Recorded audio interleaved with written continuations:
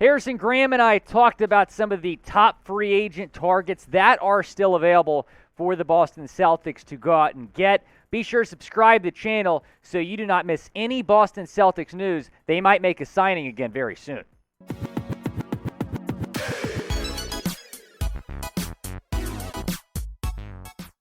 Day 3 of NBA free agency is here, and we've got you covered with the latest NBA news and rumors, so subscribe here at Chat Sports. He's Will Scott. I am Harrison Graham. On today's show, we're going to break down the top remaining free agents in NBA free agency. A lot of names have come and gone, but there are some notable names that are still out there.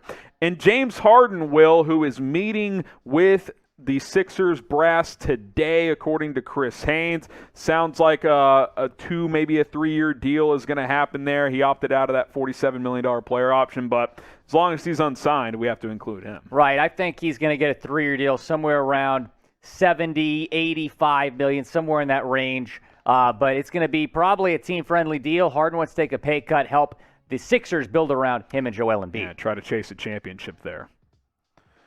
DeAndre Ayton is also available, restricted free agent. I think there's a pause on his future, Will, because he could easily be a part of a Kevin Durant sign-and trade between the Suns and the Brooklyn Nets. Yeah, absolutely, yeah. It's going to be interesting to see where he lands. The Utah Jazz have been connected to him. If they can, they have a bunch of draft picks now, so they can probably pull that off fairly easily. It's probably going to be a sign-and trade wherever Ayton lands.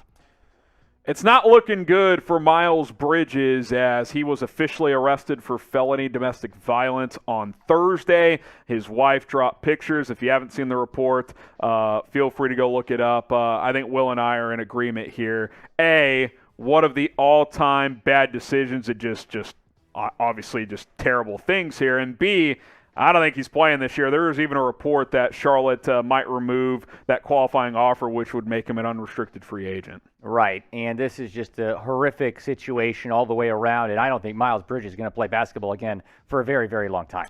Thoughts to those impacted, obviously, as well.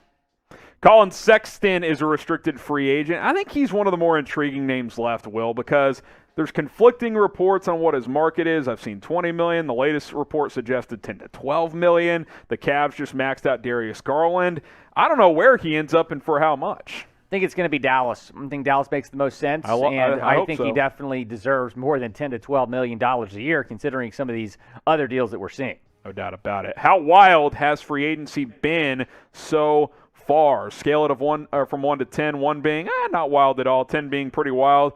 I give it like an 8, man, or a 9. If Kevin Durant requests a trade and Rudy Gobert goes for 5 first-round picks, pretty busy free agency, even though technically those are in the trade category, but it's happened during free agency. Let us know. Pin comment on today's show. Scale it from 1 to 10. How wild has free agency been?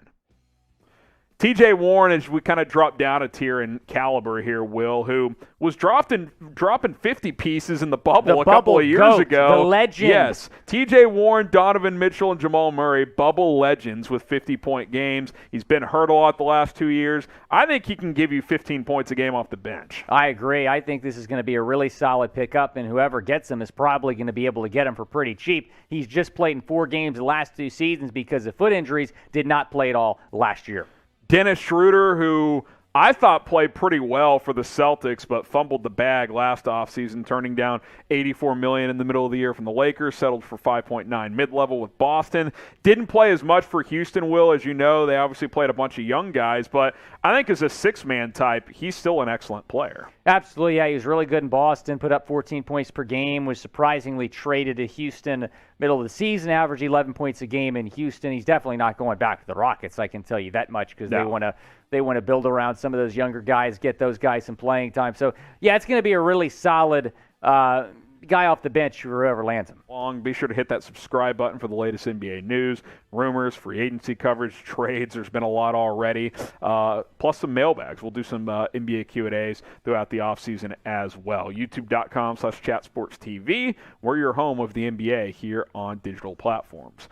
All right, Montrezl Harrell, who good year last year, 13-6 for the Hornets, mostly coming off the bench here. If you have the right playmaking guard with him on your second unit, he can be a very impactful player for a team still. He's so underrated, and I hope this guy gets paid because he deserves to get maybe a little bit more than teams are probably going to give him. He's been incredibly solid throughout his career. Look at what he did with the Clippers, 18.6 points per game, 2019-2020. Good with the Lakers, great with the Wizards, great with the Hornets. I hope this guy is able to get somewhat of a bag.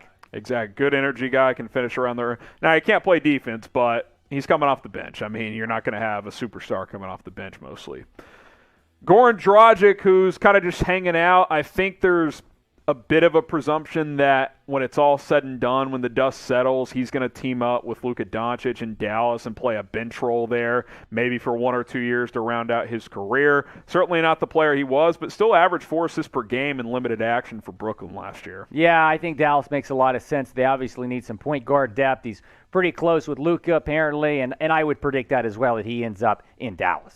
Name a player that you want your favorite team to sign. There's still some notable names on the open market, so let us know who you want your favorite team to sign. How about Carmelo Anthony, Will? Look, the guy was almost exiled out of the league. He kind of gets back into shape. The effort increases. He's gotten a better three-point shot later in his career. The defensive intensity has ramped up. I think coming off the bench for a team, he can still contribute. He put up 13 a game in Los Angeles, was really good in Portland as well. I'm really happy this guy has stuck around in the league after that very short stint in Houston. I think New York would be a lot of fun. Run it back. And it might make some sense. Let's go, Melo. Jeremy Lamb, not to be confused with Jeremy Lin. How about Lin and Melo back to the Knicks? I think Jeremy Lin's done, all jokes aside. Jeremy Lamb, who's never really lived up to the billing of the type of player he was at UConn. A couple years ago, played pretty well. Wasn't as good last year for Sacramento. Certainly still expect him to land at some point. Who is the best player that is still unsigned in free agency? I think technically you got to say James Harden until he signs, but DeAndre Ayton is still floating out there as well. Let us know what you guys think down in the comments. A couple more guys here, Will. Thomas Bryant, who's been linked to the Celtics and the Lakers, could be a good backup center for a team. Absolutely. It's going to be interesting to see what he gets. I think whatever contract he signs will fit into a team's mid-level exception, but because of injury issues, he just hasn't been the same player we saw the first couple of years of his career. If you remember, man, this guy was putting up a lot of points in Washington a few years back. Yeah, no doubt about it. So Thomas Bryant still hanging out there, so we'll see if he gets picked up. Dwight Howard is another name that still remains unsigned. Didn't have quite the impact he had for the Lakers this past year that he did for the team that won the championship in the bubble, but again, if you need a backup center that can rebound and score around the glass and block an occasional shot, he's still a decent player at this point. Absolutely, I agree. I love Dwight. Had a chance to interview him a few years ago, actually. Oh. So, yeah, I like Dwight. I hope he ends up on a contender. I'd love to see him win another ring. One more big here, Hassan Whiteside, who played pretty well for the Jazz last year. If I'm Utah, I might bring him back after trading Rudy Gobert. I think if he gets more minutes, he could be a double-double guy still. When he's engaged, he's an impactful player. Obviously, effort and attitude concerns in the past have been a problem. Yeah, he was so good in Miami. It's been kind of wild to see the drop-off for him, but I think it makes a lot of sense for Utah to bring him back. Like the video if you're ready for more free agency news and rumors to drop. All you got to do is hit that thumbs up icon.